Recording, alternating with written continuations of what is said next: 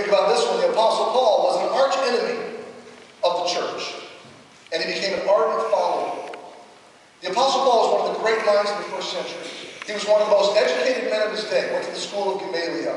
He was highly educated. He was highly connected. He was both a Roman and a Jewish citizen. He was a Pharisee. He was very well educated, an intellect of intellects. And he had one cause in life: obliterate this new sect based on Jesus. Get rid of them. And he was going around killing them and persecuting them with the sanction of the government. He was going from place to place, putting the early church was terrified of this man. And on his way to Damascus, Jesus appeared to him and said, "Paul, why are you doing this?"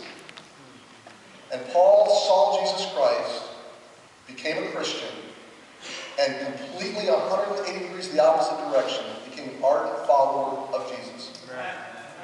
Why? And next to Jesus, he suffered more than any other Christian in the New Testament. He endured unimaginable suffering and was eventually beheaded.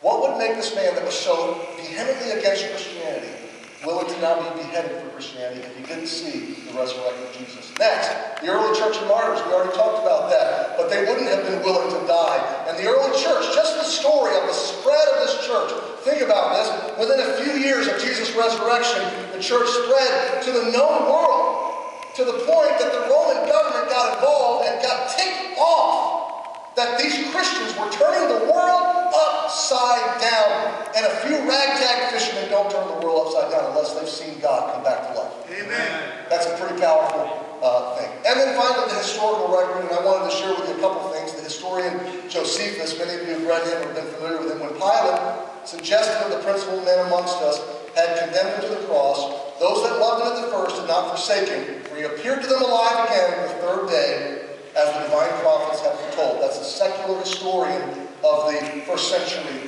And then Nazareth inscription. This was found, this is really interesting to me. This was found in Nazareth.